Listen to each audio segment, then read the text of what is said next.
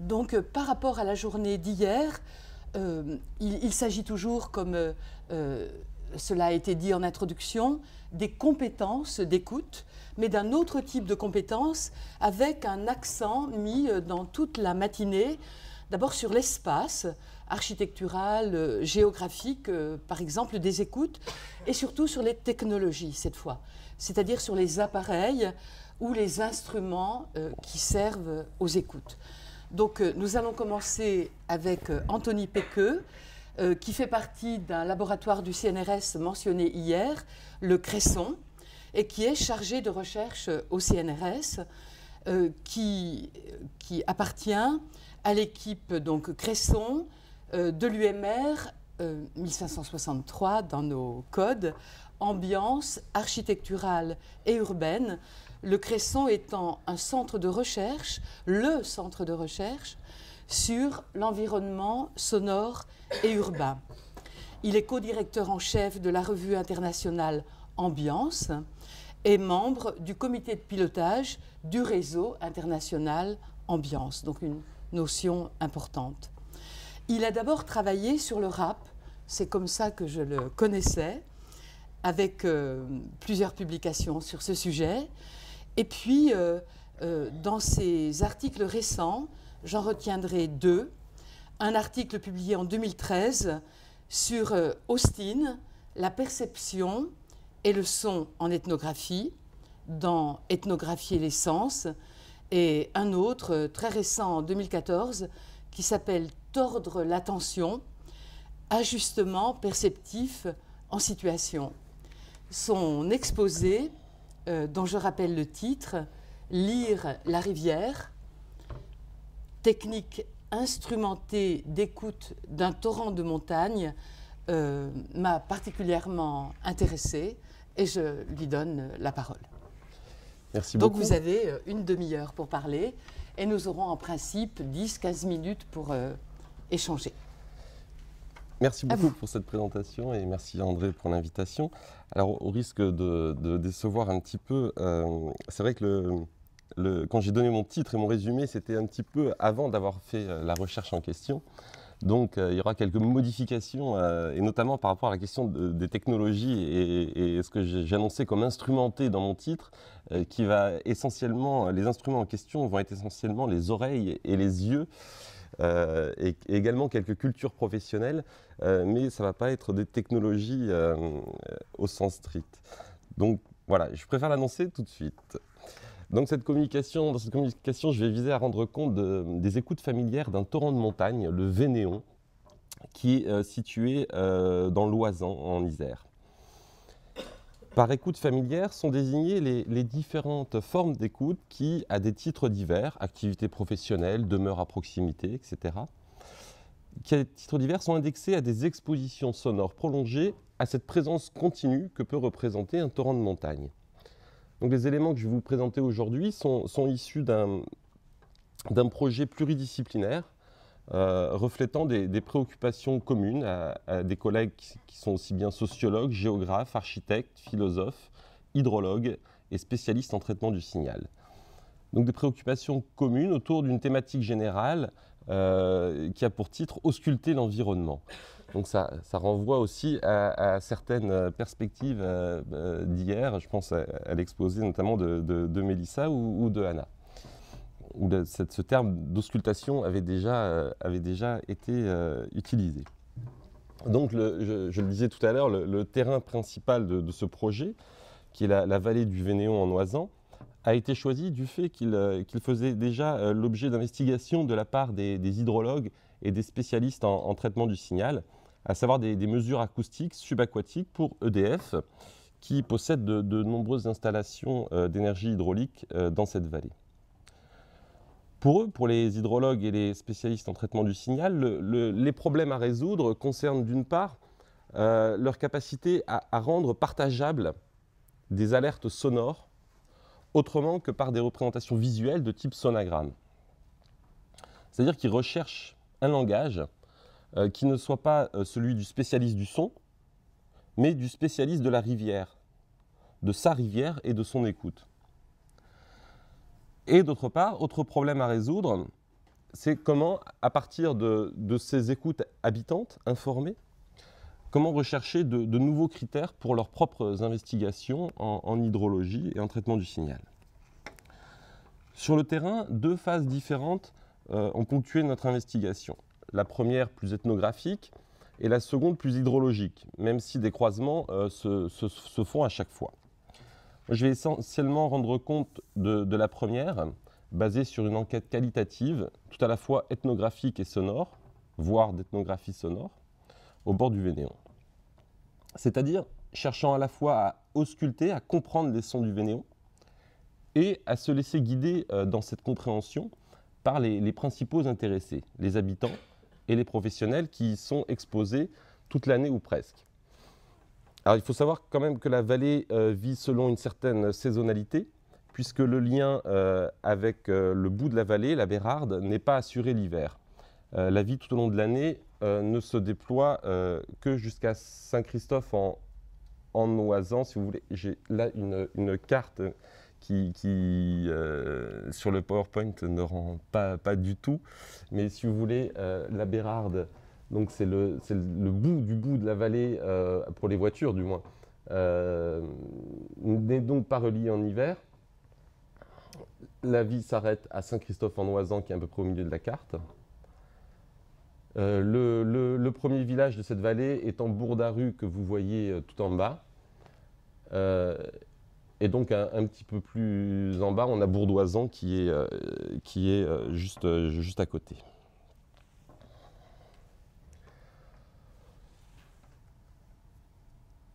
Et donc, comme je le disais, donc la vie en hiver ne se déploie que jusqu'à Saint-Christophe-en-Oisans. Et à Bourdaru, on a des remontées mécaniques qui permettent de relier cette vallée à la station des Deux Alpes, qui est juste à côté, en fait, ce qui est la vallée à côté. Donc, dans le cadre de ce terrain, le premier constat est sonore, à savoir le constat d'un bruit blanc, ou mieux d'un bruit rose, c'est-à-dire un son massif, présent continuellement ou presque, et se signalant comme tel, et un son massif qui rend par là difficile la perception des multiples variations, distinctions dans l'environnement sonore, qui pourtant coexistent, qui ne peuvent manquer de coexister avec ce son massif. Dans ce contexte de bruit rose, comme celui d'un tel torrent, et de nombreuses cascades qui s'y jettent, ce sera mon second constat, les repères dans ce contexte ne sont pas spécialement auditifs, et d'autant moins que pour le coup, il nécessiterait une oreille particulièrement entraînée, capable de discriminer divers niveaux d'information dans un tel brouhaha, comme disent les acteurs. C'est pourquoi d'autres modalités sensorielles entrent en ligne de compte et fournissent des repères primordiaux, notamment pour des personnes impliquées en pratique avec la rivière. Ce sont essentiellement des repères visuels, l'interprétation de la couleur de l'eau, ou par exemple pour les gérants des campings situés au bord du Vénéon, un point dépassé sur la rive qui signale une montée des eaux dangereuses, ou encore pour les kayakistes, la reconnaissance des différents types de vagues et leur signification, les grosses vagues signalant un obstacle, les vaguelettes signalant une faible profondeur, etc. Ainsi, lire le torrent est le principal instrument ordinaire pour écouter le torrent et comprendre ses variations. Alors, lire la rivière, lire le torrent, c'est une expression issue du milieu de la pêche, en fait, avec une expression de l'écrivain Michel Winthrop, qui dit dans un livre « Lire une rivière, c'est lire les rivières ». C'est-à-dire qu'il veut désigner par là des savoirs forgés dans la proximité avec une rivière, mais qui ne sont pas réductibles à un seul environnement, qui donnent accès à des savoirs sur l'ensemble des rivières. Mon propos va se déployer en 2 temps. Dans un premier temps, je vais chercher à rendre compte de ces opérations de lecture, d'écoute du torrent, à travers 4 types de personnes pratiquant le Vénéon à des titres divers. Et dans un deuxième temps, je vais essayer de proposer quelques pistes d'analyse sur ce que ces opérations nous disent d'un rapport rehaussé à l'environnement, à partir de 2 livres récents, celui d'Alessandro Arbo sur l'entendre comme wittgensteinien, et celui de David Abraham sur le lien entre écologie des sens et participation active à un milieu.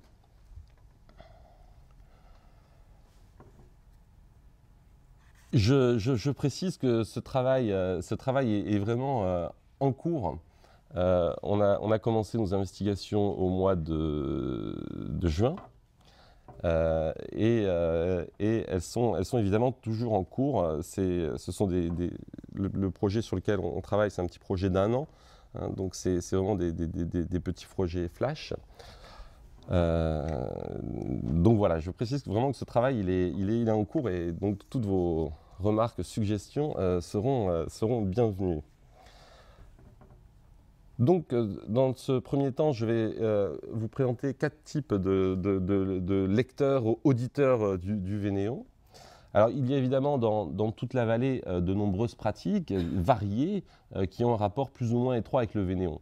Je vais n'en retenir que 4, mais j'aurais pu également parler de nombreuses autres pratiques. J'aurais pu parler des alpinistes estivaux, par exemple, hein, puisque cette vallée est une vallée mythique pour l'alpinisme, et notamment pour tous les sommets, qui donne accès à tous les sommets des écrins. Le bout de la vallée est le cœur du parc national des écrins. Je ne l'ai pas précisé. Donc par exemple, parmi les alpinistes estivaux, il y a ce gérant bénévole pour quelques semaines du club alpin belge de la Bérarde, qui nous dit « Oui, on l'entend, le Vénéon, c'est joli, c'est frais, mais bon voilà, sans plus, c'est du décor ». Voire pire, pour lui, le Vénéon est évité par de nombreux alpinistes randonneurs. Je le cite à nouveau, « Déjà quand il n'y a que ça d'eau, j'ai déjà fait ça, les torrents, quand il n'y a que ça d'eau, pour tenir droit, il faut déjà être costaud. Alors non, mon approche du Vénéon, je l'évite. » Avec notamment cette différence que seuls les alpinistes ou presque font entre se rapprocher de la source du torrent au glacier où on a un faible niveau d'eau et plus on s'éloigne, plus le courant sera violent et plus il est à éviter pour ces alpinistes randonneurs. Il y a également toutes ces personnes qui ont un rapport de seule résidence à proximité. Par exemple, ces 2 jeunes retraités venus s'installer à Bourdaru l'an dernier. Le Vénéon, on l'entend tout le temps. D'ailleurs, mon mari est content d'avoir le double vitrage. Moi, ça ne me gêne pas, j'ai l'habitude, je suis d'ici. Quand il y a des orages, on entend charrier, les rouleaux qui passent sur les gros cailloux, ça fait beaucoup de bruit. Donc, alpinistes randonneurs, comme les seuls résidents à proximité, ont des relations assez distantes avec le torrent. Il faut savoir que dans le torrent, la baignade est interdite par arrêté préfectoral et on a une eau qui est au maximum à 11 degrés quand elle est au plus chaud. Hein. Mais dès qu'on entre dans un rapport de pratique, les choses deviennent moins simples ou plutôt s'enrichissent.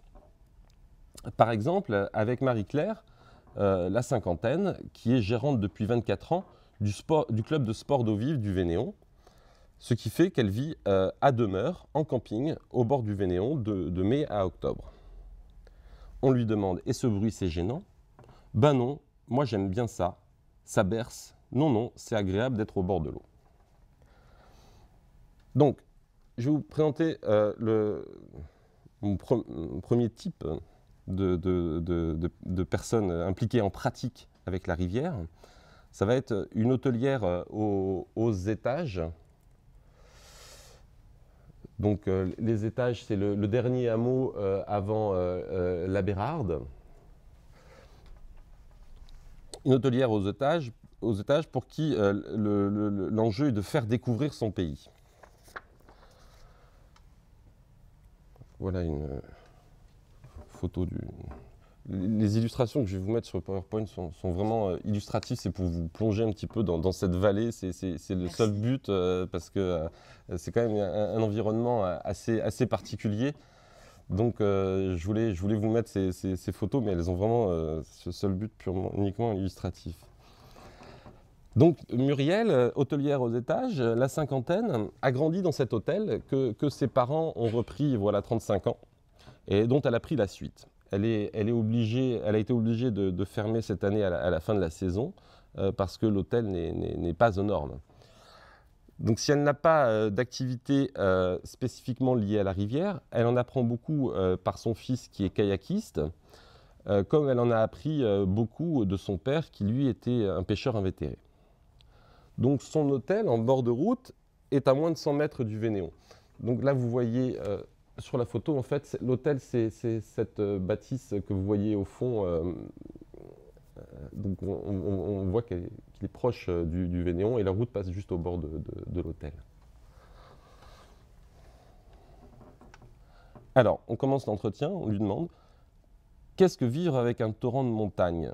Il y a du bruit, elle nous coupe la parole, berçant, berçant, pas perçant, berçant. » Elle plante ainsi le décor. L'entretien se poursuit. Elle nous annonce donc que l'hôtel va devoir fermer et qu'elle va devoir quitter l'hôtel. Le Vénéon va me manquer par contre. Nous. C'est quoi qui va vous manquer? Le bruit? Le bruit, mais je ne l'entends pas. On relance. C'est pas un bruit pour vous, c'est un son. C'est même pas un son. Ça fait partie, c'est comme le vent dans les arbres. Voilà, j'entends. C'est pas quelque chose qui me dérange, j'ai toujours connu. Alors c'est vrai que les jours où il y a vraiment de l'orage, ça roule. Hein. Les pierres, ça fait vraiment du bruit. Je sais qu'il y a des clients que ça dérange beaucoup, par contre. Il y a des clients qui ne veulent pas être côté Vénéon parce qu'ils sont trop dérangés par le bruit du torrent. Par contre, il y a des clients qui demandent qu'à être de ce côté-là. Après, le client qui a demandé à être de l'autre côté, c'est la même personne qui va demander à ce qu'on bousille le coq parce qu'il fait du bruit. Ou alors à ce qu'on arrête la cloche de minuit à 7 h le matin. Après, on vient dans des endroits comme ça, il faut prendre aussi ce qu'il y a. Mais je peux comprendre que ça dérange. Moi, je l'entends juste 2-3 jours quand je reviens en début de saison. Sinon, après, je ne l'entends plus. Donc, comme tous nos interlocuteurs, elle est une spécialiste des variations de couleurs du Vénéon, qui est une première lecture du torrent la plus partagée. Notamment du fait de la couleur ordinaire du Vénéon, qui est une couleur turquoise, assez surprenante. Notamment comparé à la rivière de la vallée voisine, la Romanche, qui est beaucoup plus foncée. Donc ils ont tous une théorie sur cette couleur et sur les variations possibles, notamment après des orages et autres perturbations. Elle nous dit, à partir du mois d'août, quand il n'y a plus de neige et que ça attaque le glacier, on le voit tout de suite parce que l'eau n'est plus turquoise, elle est crème. Il n'a plus du tout la même couleur, donc ça veut dire qu'il fait très chaud, qu'il n'y a plus de neige, donc ça attaque la glace, etc. D'une manière générale, elle a un rapport à son environnement très particulier, notamment par rapport à sa profession, donc l'été gérante de l'hôtel et l'hiver moniteur de ski aux Deux Alpes. À l'heure d'aujourd'hui, j'ai l'impression qu'on est plus prestataire de service que personne qui accueille et qui fait découvrir son pays. Ça me dérange. Les gens prennent plus le temps de discuter, c'est pas important pour eux. Pourquoi le Vénéon il est comme ça? Pourquoi le ciel est de cette couleur? Pourquoi la montagne est comme ça le matin? Pourquoi elle est comme ça le soir? Etc. Donc au final, l'entretien se termine où elle nous dit « Quand ça va pas, je vais au Vénéon. On a l'impression que les soucis s'en vont avec le courant. » Donc voilà pour ce premier type de personnes impliquées en pratique avec le torrent. Un deuxième type sera un moniteur de kayak, pour qui l'enjeu est de dialoguer par signes et de savoir lire les signes de la rivière. Donc Samy, 25 ans, est le fils de Marie-Claire dont je vous ai parlé tout à l'heure, et il est donc moniteur de kayak au club familial. Il a grandi dans un kayak et dans le Vénéon. Il possède de plus à la fois une connaissance praxéologique et théorique de la rivière, du fait de son brevet d'État. Il a un vocabulaire technique et des connaissances précises sur le débit, la pente, le milieu naturel d'une rivière, etc. S'il règle beaucoup de ses comportements et décisions sur son feeling, ce qu'il appelle son expérience, par exemple choisir les lignes d'eau à prendre en fonction des types de clients, il ne peut pas le faire d'oreille ou de voix. Il nous dit, au niveau auditif, ça fait quand même un gros brouhaha. Donc on ne peut pas se référer à l'auditif, ça va être du visuel, ouais. Là, même d'ici, on entend que la rivière, elle court. L'entretien se fait au bord du Vénéon. Si d'ici, on va entendre qu'il y a un peu plus de vagues en amont qu'en aval, je ne sais pas si vous arrivez à le percevoir, il nous demande. Donc lui, d'oreille, entend ce que nous n'entendons absolument pas, pas plus que ses clients. Du coup, il a avec eux un dialogue par signe. Il y en a deux principaux, quand ils sont dans l'eau, hein, je parle. Deux principaux, un de déplacement pour respecter une ligne d'eau, et un d'arrêt pour s'arrêter en cas de danger notamment. Donc pour son métier, il va se référer, je le disais tout à l'heure, à une lecture des différentes vagues pour savoir celles qu'il faut prendre parce que elles vont faire plaisir dans les sports d'eau vive, hein, et celles qu'il faut éviter parce que elles signalent une faible profondeur, hein, par exemple.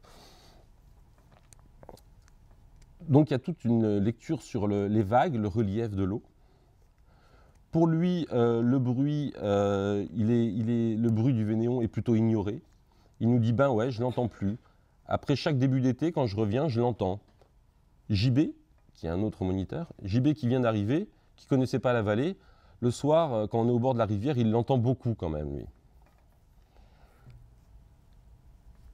Et d'une manière générale, un peu comme dans le cas de l'hôtelière, il manifeste une attention spécifique à son environnement, qui se manifeste aussi bien par des soucis écologiques. Il nous parle notamment des conséquences du barrage qui a été installé sur le Vénéon, sur la végétation, sur l'ensablement de la rivière, que par des soucis plus politiques, urbanistiques, notamment par rapport au permis de construire accordé ces derniers temps à Saint-Christophe-en-Oisans et l'architecture un petit peu sauvage qui s'y déploie. Donc voilà pour ce deuxième type, le moniteur de kayak. Je voulais vous montrer les sports d'eau vive. Donc là, c'est le départ de l'activité. Donc on démarre, l'activité démarre tout de suite avec un courant assez fort que vous pouvez voir. Et il y a un parcours de 4 km à peu près, et à mi-parcours, on est sur un plan d'eau un peu plus calme, et il y a une halte baignade à une cascade qui se jette dans le Vénéon.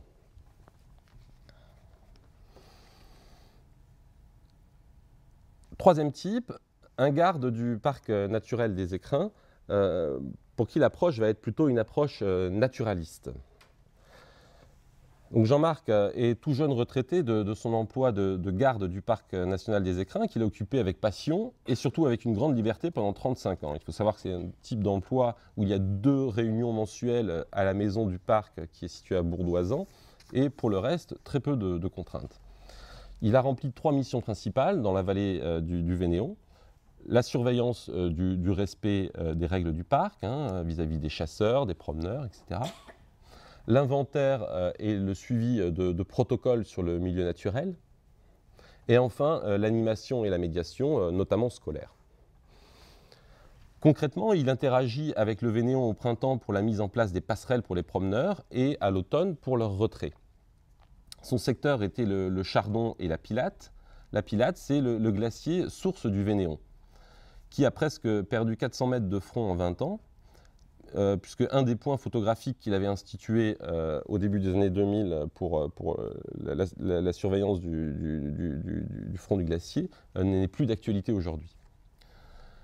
D'ailleurs, c'est surtout la mission naturaliste, je le disais, qui l'a intéressé par inclinaison personnelle, tant pour le milieu naturel qui est devenu le sien, alors qu'il est originaire de Bretagne et de Touraine, que pour ce qu'il appelle le régal visuel esthétique, c'est-à-dire rester des heures dans la nature à la scruter avec des jumelles.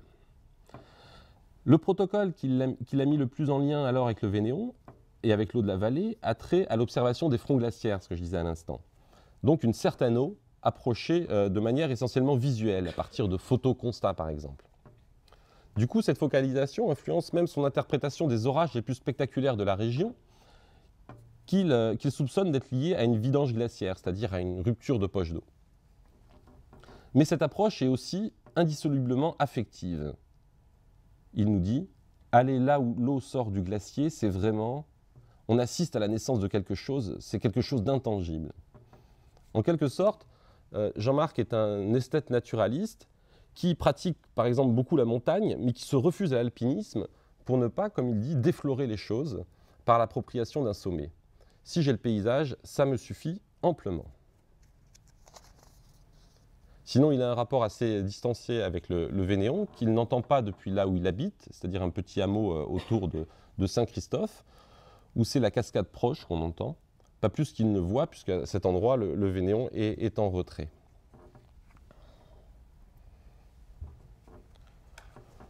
Il vous reste en principe 5 minutes. Donc le dernier type que je voulais aborder, c'est le garde du refuge, pour qui il s'agit de tendre l'oreille, mais sans savoir si il tend d'abord l'oreille ou s'il ouvre d'abord les yeux. Didier La Trentaine est le garde du refuge du Carlet pour la 2e saison. Il s'agit en fait du premier refuge à partir de la Bérarde, qui est accessible au bout d'une petite randonnée familiale d'1h30 maximum. C'est donc plus un refuge de passage pour une nuitée familiale, mais il donne par contre accès à de nombreux autres refuges moins facilement accessibles. Les enquêteurs, on ne cesse de le questionner sur ce qu'il entend d'oreille du Vénéon et de son environnement sonore, et lui ne cesse de répondre en superposant indices sonores et visuels, bref, audiovisuels. Il n'y a finalement que quand il est enfermé dans le refuge en cas d'orage qu'il ne peut s'empêcher d'entendre et qu'il ne peut qu'entendre. C'est pas une gêne le son du Vénéon. Après, c'est comme la pluie, quand il y a une grosse pluie, tu vois le toit c'est de la tôle, donc quand tu dors, ça tape. Bon, après, ça peut te gêner, mais bon, nous on le sait. Parce que pour le reste, il est le plus souvent dans l'incapacité, surtout dans une situation hors contexte comme celle de l'entretien, dans l'incapacité de caractériser s'il entend ou voit d'abord, ou les deux. On l'entend d'abord, après on a un peu de mal à se rendre compte, parce qu'on est habitué aussi. Après ça dépend de tout aussi, des fois les nuages, en fonction des vents. Tu regardes la cime et tu sais tout de suite d'où vient le vent. Ça c'est des trucs que tu observes tous les matins. Moi je sais que si les buissons sont penchés comme ça, c'est que le vent vient du sud. Puis il y a aussi le vent froid qui vient du glacier.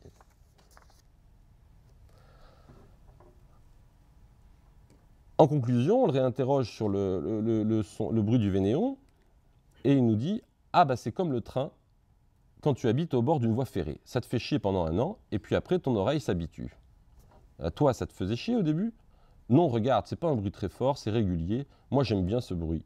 Après c'est un bruit de fond qui est constant, ça ne me dérange pas du tout. » Donc voilà pour ces 4 types. Donc si on retient ces dernières paroles là, on a un bruit de fond, c'est-à-dire un retour au constat de départ que je faisais d'un bruit rose. Mais on a autre chose aussi, on a cette comparaison, c'est comme le train. Et là, les choses se complexifient, il me semble, et c'est ce dont je vais essayer de rendre compte pour finir. Donc on a pu l'entendre dans leurs propos, l'enjeu pour plusieurs de ces 4 types d'acteurs n'est plus seulement de lire le Vénéon, mais de parvenir à l'entendre comme. En l'occurrence, l'entendre comme un train ou comme une berceuse, une expression qui est revenue souvent, en tout cas dans les 2 acteurs que je vous ai cités.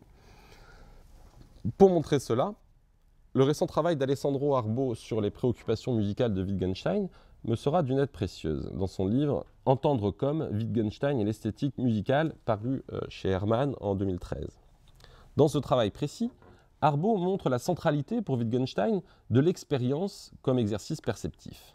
C'est-à-dire, et ce point est fondamental, le refus de la tentation de l'interprétation au profit de la seule description, sans cesse remise au travail.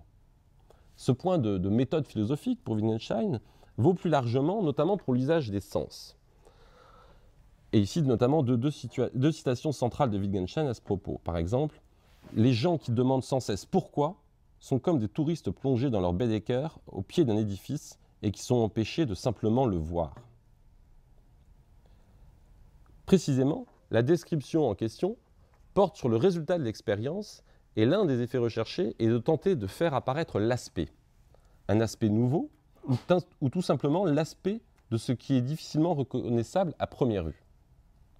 Est-il besoin de le préciser ? La discussion d'Arbo sur l'entendre comme est dérivée du célèbre voir comme un canard ou voir comme un lapin, du fameux paragraphe 11 de la seconde partie des investigations philosophiques. Répéter l'expérience musicale revient à pouvoir progressivement la décrire à partir, premièrement, de critères partagés, du fait d'un contexte et de règles, et à partir, deuxièmement, d'un déclic qui se produit soudainement et qui fait apparaître l'aspect.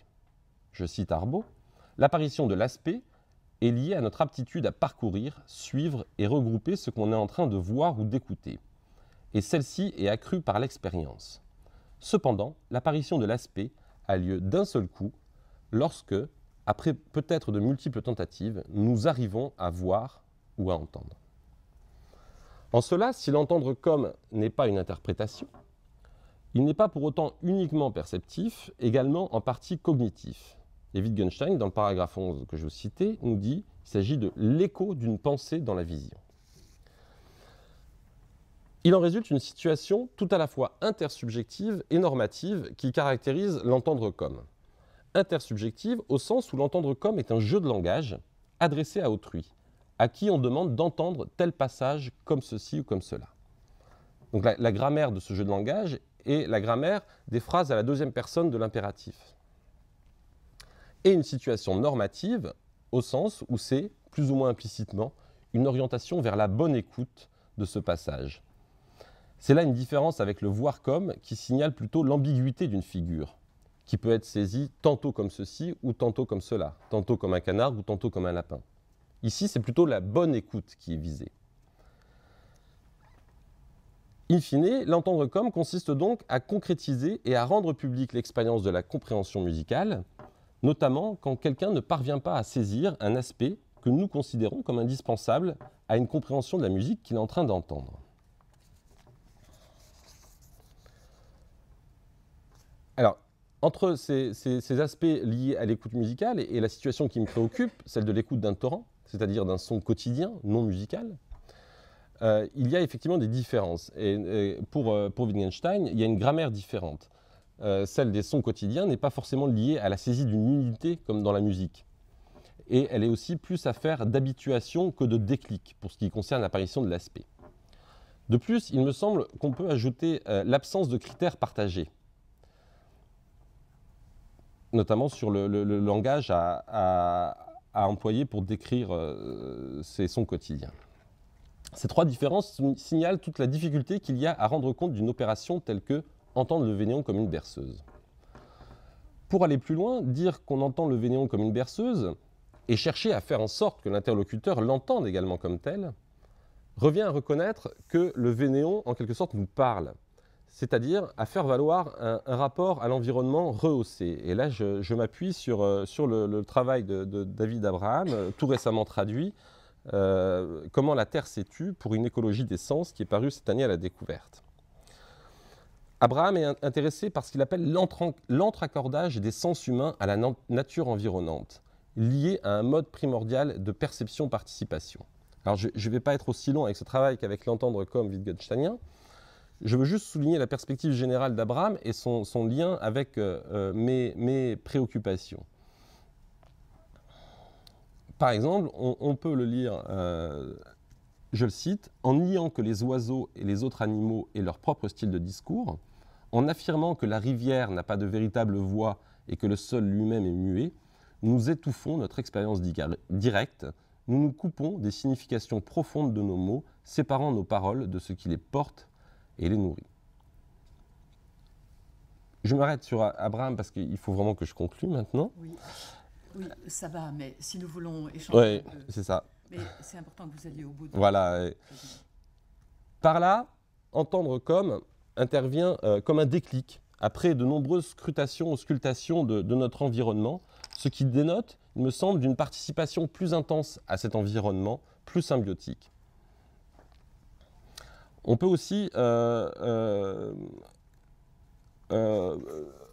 référer aux travaux notamment de Laurent Thévenot sur le régime de familiarité, hein, avec toutes les connaissances qui nous arrivent par familiarité, par accointance avec un environnement, et notamment les prolongements de ces travaux sur le régime de familiarité par Éric Douady et Christelle Gramaglia qui ont travaillé sur ce sens de l'eau, sur la familiarité avec la rivière.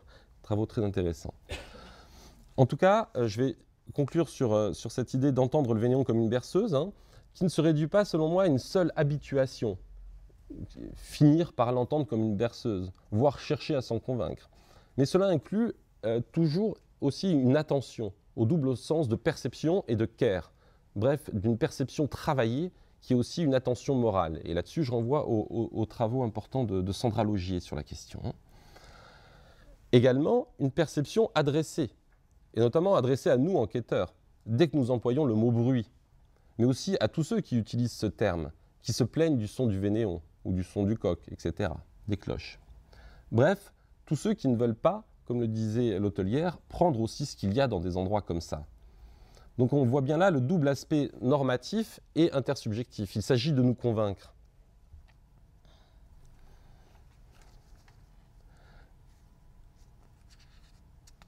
Et cela rejoint aussi tous les développements, non seulement de Wittgenstein sur l'entendre comme, mais aussi sur l'expression faciale, hein, notamment sur la situation où on ne reconnaît pas la même expression du visage. On pourrait faire dériver ceux qui entendent le vénéon comme une berceuse et ceux qui en sont indisposés entendent bien le même vénéon. C'est leur réaction à l'environnement qui est différent. C'est leur entreccordage, pour reprendre les termes d'Abraham, avec leur environnement qui est différent. Voilà. En conclusion, j'avais au départ pensé, je l'avais mis dans mon résumé, évoquer le lien entre ces écoutes habitantes et celles des hydrologues plus instrumentés pour le coup, comme on le voit là, qui engagent d'autres formes d'équipement et d'expertise, hein, à savoir plonger des microphones dans le torrent pour en mesurer les fluctuations.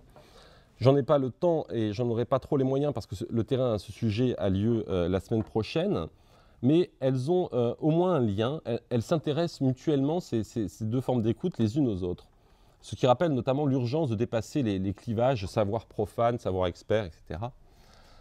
Puisqu'il y a un intérêt des habitants pour entendre leur torrent subaquatique. Par exemple, Marie-Claude, la tenancière d'un hôtel, restaurant, bar, hammam à Saint-Christophe-en-Oisans, qui a demandé à écouter ces enregistrements et qui veut qu'on lui réalise une bande son pour son hammam à partir de ces enregistrements du torrent subaquatique. Et un intérêt des hydrologues, je le disais, pour avoir de nouveaux critères. Et donc la question que je vais poser aux hydrologues, c'est de savoir si la berceuse peut finalement être un nouveau critère pour leurs investigations ou non. Voilà, je vous remercie de votre attention. Merci beaucoup.